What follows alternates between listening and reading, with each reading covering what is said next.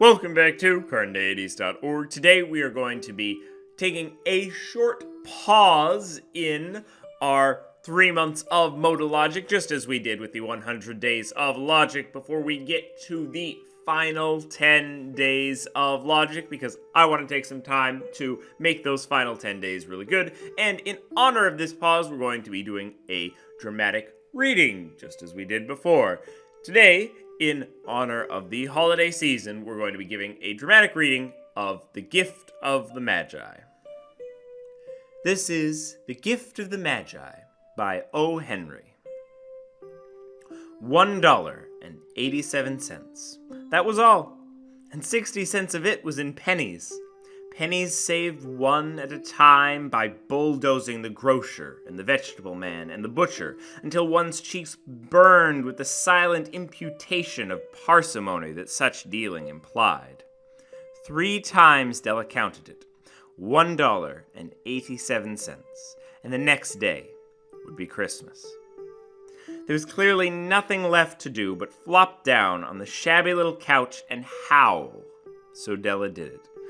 Which instigates the moral reflection that life is made up of sobs, sniffles, and smiles, with sniffles predominating. While the mistress of the home is gradually subsiding from the first stage to the second, take a look at the home. A furnished flat at $8 per week.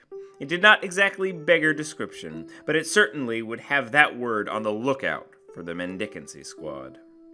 In the vestibule below was a letterbox into which no letter would go, and an electric button from which no mortal finger could coax a ring.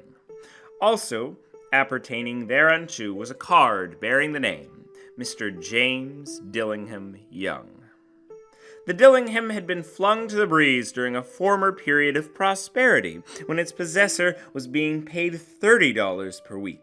Now, when the income was shrunk to $20, the letters of Dillingham looked blurred, as though they were thinking seriously of contracting to a modest and unassuming D.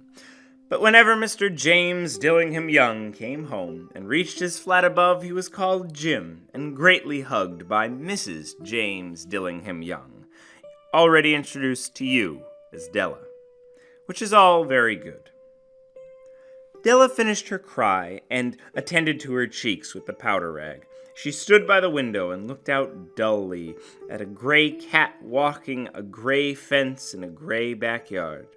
Tomorrow would be Christmas Day, and she had only $1.87 with which to buy Jim a present. She had been saving every penny she could for months, with this result. $20 a week doesn't go far. Expenses had been greater than she'd calculated. They always are. Only $1.87 to buy a present for Jim. Her Jim. Many a happy hour she'd spent planning for something nice for him. Something fine and rare and sterling. Something just a bit near to being worthy of the honor of being owned by Jim. There was a pier glass between the windows of the room. Perhaps you've seen a pier glass in an $8 flat. A very thin and very agile person may, by observing his reflection in a rapid sequence of longitudinal strips, obtain a fairly accurate conception of his looks. Della, being slender, had mastered the art. Suddenly she whirled from the window and stood before the glass. Her eyes were shining brilliantly, but her face had lost its color within 20 seconds. Rapidly, she pulled down her hair and let it fall to its full length. Now, there were 2 possessions of the James Dillingham Youngs in which they both took a mighty pride. One was Jim's gold watch, which had been his father's and his grandfather's. The other was Della's hair. Had the Queen of Sheba lived in a flat across the air shaft, Della would have let her hair hang out the window some day to dry just to depreciate Her Majesty's jewels and gifts. Had King Solomon been the janitor with all his treasures piled up in the basement, Jim would have pulled out his watch every time he passed just to see him pluck his beard from envy. So now Della's beautiful hair fell about her, rippling and shining like a cascade of brown waters. It reached below her knee and made itself almost a garment for her. And then she did it up again, nervously and quickly. Once she faltered for a minute and stood still, while a tear or two splashed on the worn red carpet. On went her old brown jacket, on went her old brown hat. With a whirl of skirts and with a brilliant sparkle still in her eyes, she fluttered out the door and down the stairs to the street. Where she stopped, the sign read, Madame Sofroni, hair goods of all kinds. One flight up, Della ran and collected herself, panting. Madame, large, too white, chilly, hardly looked the Sofroni. Will you buy my hair? Asked Della. I buy hair, said Madame. Take your hat off, and let's have a sight at the looks of it.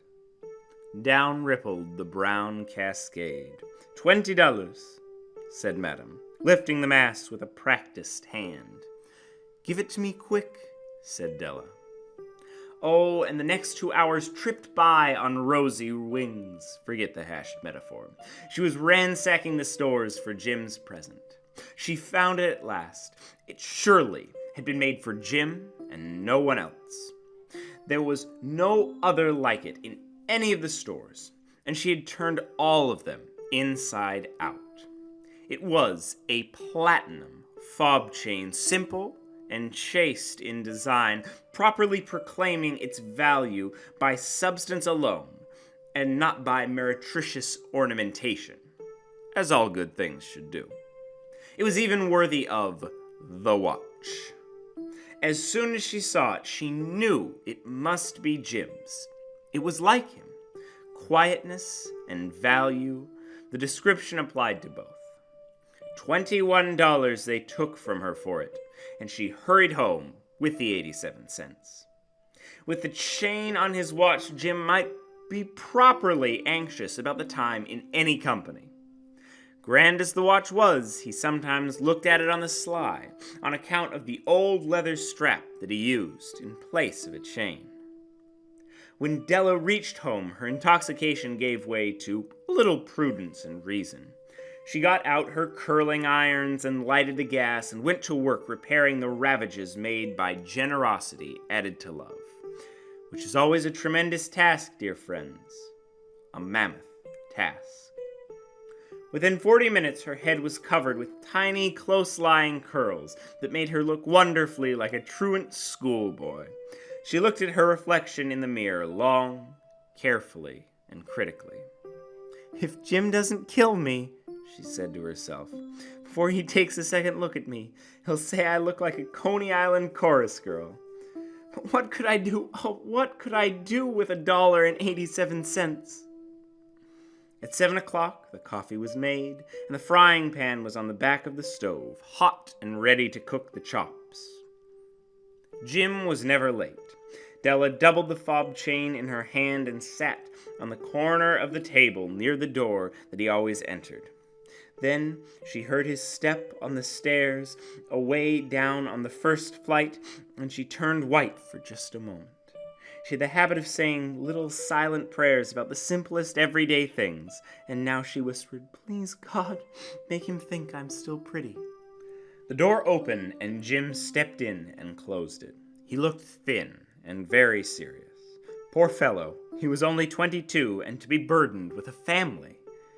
He needed a new overcoat, and he was without gloves.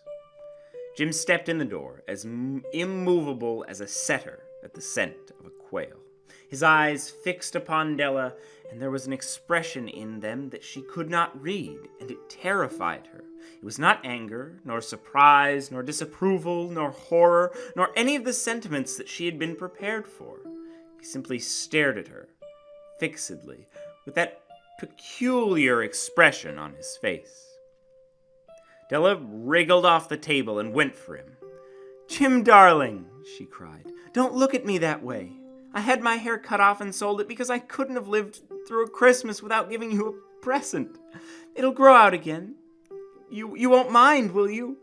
I just had to do it. My hair grows awfully fast. Say Merry Christmas, Jim, and let's be happy. You don't know what a beautiful, nice gift I've got for you.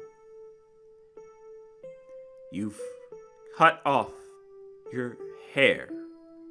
Asked Jim, laboriously, as if he had not arrived at that patent fact, yet even after the hardest mental labor.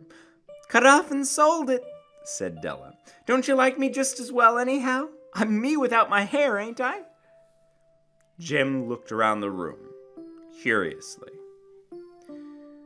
You say your hair is gone, he said, with an air almost of idiocy. You needn't look for it, said Della. It's sold, I tell you, sold and gone too. It's Christmas Eve, boy. Be good to me, for it went for you. Maybe the hairs of my head were numbered, she went on with a sudden serious sweetness. But nobody could ever count my love for you.